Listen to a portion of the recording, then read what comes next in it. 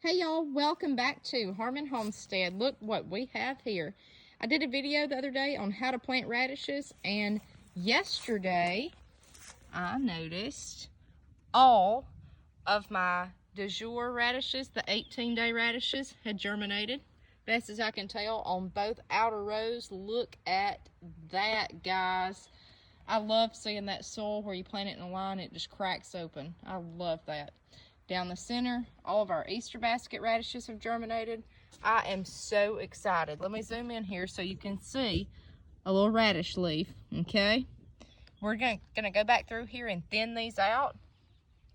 But we've got some bad storms coming in tomorrow, so I want to see what makes it and then let them get a little bit taller, and I'll go back through here and thin these out.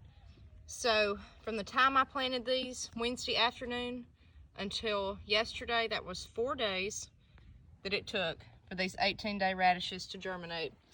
Not as thick as they are today. I mean, we have a whole little row, okay? 2 rows. The Easter basket, I noticed 1 or 2 yesterday, and then today it's just green everywhere. Everywhere. Look at that soil cracking open. Isn't that awesome? Guys, if I can plant radishes, you can plant radishes. They're sustainable. You can freeze these. They're nutritious and they grow quick. You can flip this bed all summer, all fall, whatever you need to do, and get a continual harvest from these right here. And it provides food for you. Guys, we'll keep you posted on these. These were our Baker Creek seeds, the 18-day radishes, the du jour, and the Easter basket mix. Quick update on the ducks. I want you to see the feathers. The first day that I saw this, I said, oh no. I thought a disaster had happened. These ducks have pulled out their feathers, and apparently they call it preening. And Mr. Okie has just become a superstar. And he's just the most chattery little baby there was. And Minnie and Patsy and Pearl. But anyways, apparently that's normal if ducks pull out their feathers. Y'all, my whole yard is covered in feathers. I mean, everywhere you look, there's duck feathers. I do want to show you one thing really quick.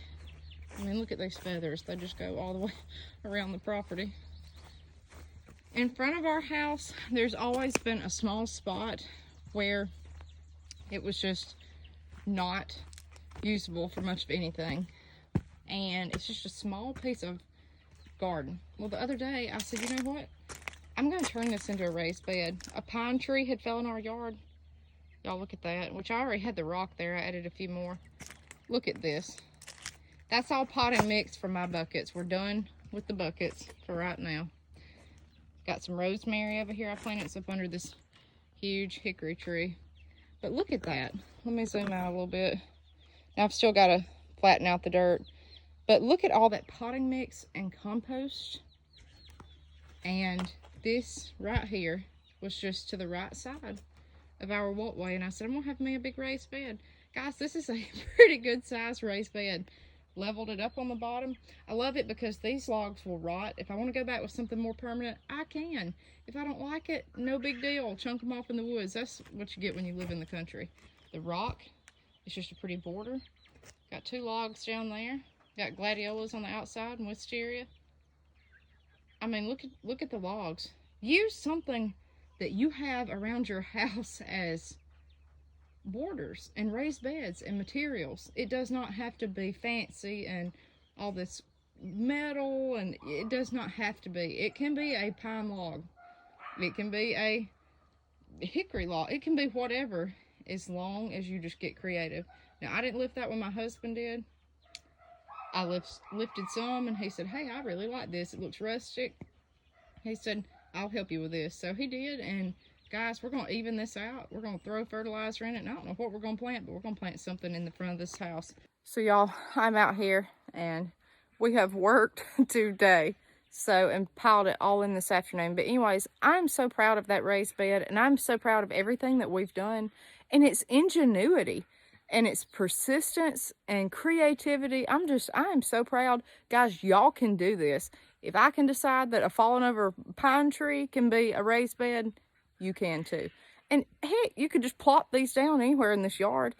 I don't want to do that, but I could.